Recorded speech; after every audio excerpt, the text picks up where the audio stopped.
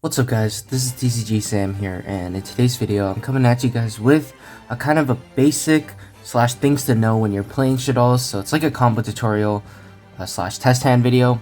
Hopefully you guys enjoy.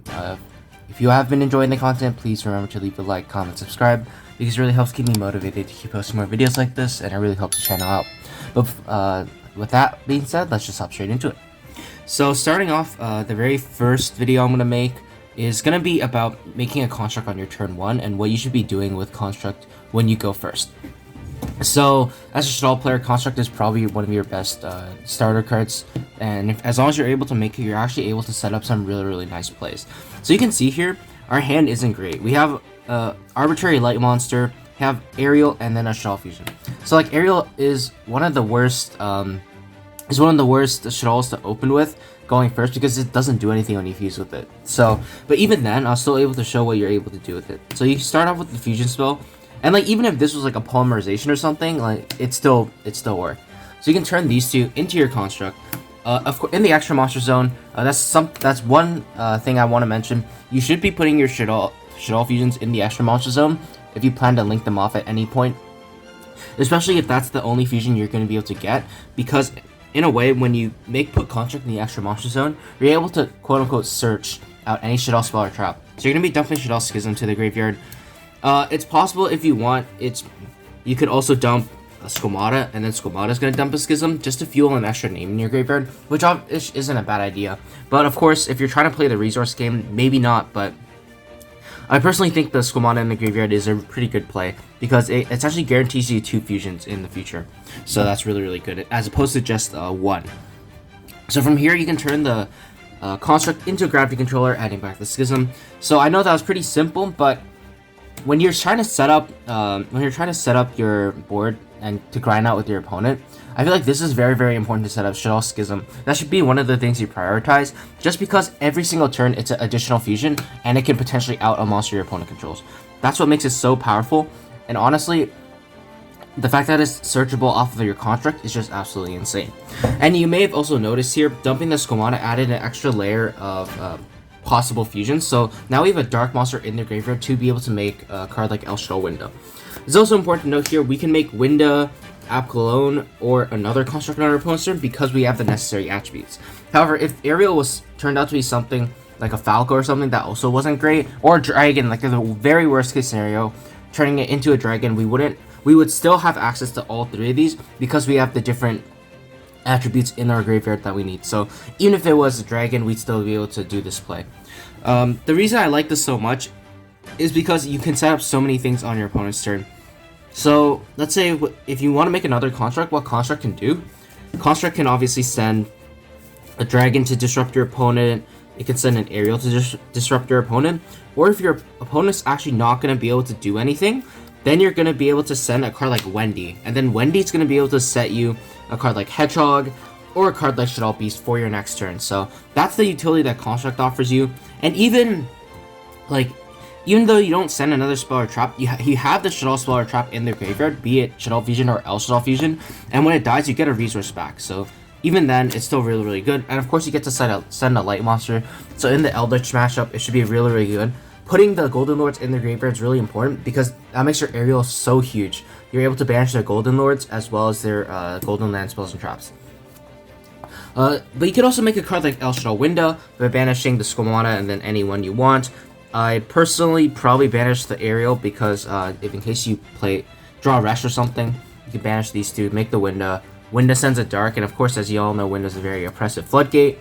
That's pretty good. But then you can also make a card like Apcalone by banishing these 2, and then that sets up our Aerial later on to bring back Construct as well. So the thing with Schism is it sets up Aerial while also giving you removal and a fusion play. So, and of course you all know, like, these 3 are probably the most powerful Shaddoll fusions out there.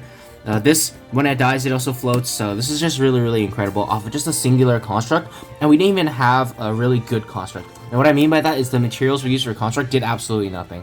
But you can see we couldn't use the Aerial, we couldn't use the light monster for anything.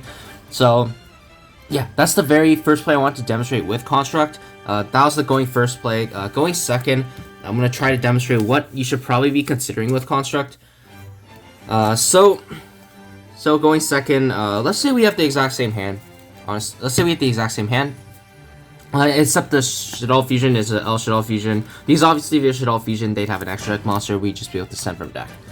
So let's say we have an L Shaddoll fusion, and this is our only play. The 3 cards in our hand are just gonna be blanks. So let's see what we can actually do with this. So assuming, of course, they don't have a negation for this, we can turn these 2 into our construct. I'd still put it in the extra monster zone, but now the good thing is, that you're going second, you're able to use a card like Aerial to chain block your construct to prevent it from losing to something like the Solemn Strike or something. So, actually no, not Solemn Strike, but prevent it from losing to something like Gamma right away or something. So I feel like either way you want to chain block your best effects. So Aerial is going to banish some cards out of your opponent's graveyard. And then the construct effects can activate. So there are a couple things you can do here. If you know your opponent's not going to be able to stop this, then I would say that probably the simplest play is just to send Shaddoll Fusion, add Shaddoll Fusion, activate Shaddoll Fusion. Like, it's pretty simple, but assuming they are going to have a way to stop it, then I think you may just want to also set up begin setting up your resource game. So even though you don't have to OTK them this turn because your control game is really good, which is why you can do something like Squamata. You can send a Wendy. Wendy can just set, like, I don't know, worst case like a Falco for your grind game.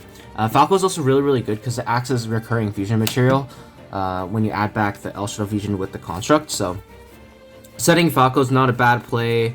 You can also set a card like Hedgehog or Beast, but the reason I like Falco actually in this case, of course, assuming that we're just setting up for the grind game, you can set it and then turn. Obviously, you want to swing with construct first because construct actually outs monsters pretty easily because of her effect to destroy special summon monsters when she attacks. So that's really good. You can destroy a special summon monster, and then you can turn this into a gravity controller, adding back the El Shaddoll fusion, and like a worst case scenario, this turns into a Winda, and then the Falco sets itself for a follow-up. So that is like the very worst case scenario. So the big difference going second is you have access to a card like Shaddoll Fusion.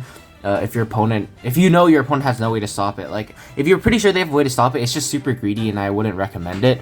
You don't need to make such a big push in order to win. Once you set up your resource game, you're just in a really good spot. So I feel like this is totally fine. Backtracking a little, I know I didn't really cover it when I was going over my going first part, but if you have the additional resources, if you're able to send a card like Squamata, sending a card like Resh, and then if you have a card in hand like Squamata or a card like Dragon, like that's just an extra disruption that you can use on your opponent's turn that I really don't see many Shaddoll players going for. Of course, because it's really not super great. It prevents you from using their fusion effects if you try to fuse with them that turn.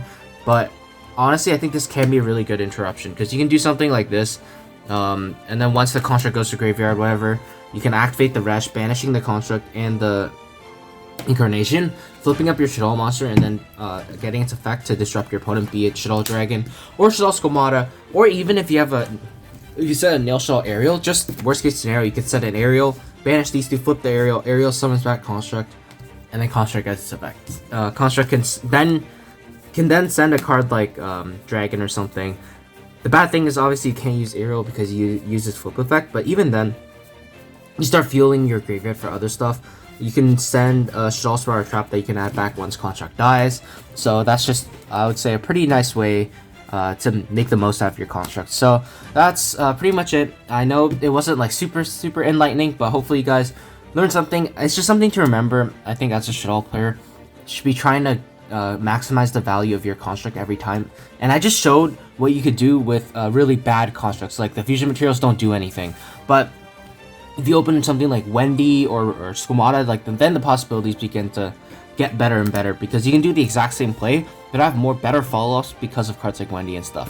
But that's gonna do it for me, guys. Hopefully you guys enjoyed the video. If you did, leave a like, comment, subscribe. Stay tuned for more combos, deck profiles coming your way soon. And yeah, that's gonna do it for me, guys. I just want to thank you guys so much for watching once again, and I will see you guys soon. Take care.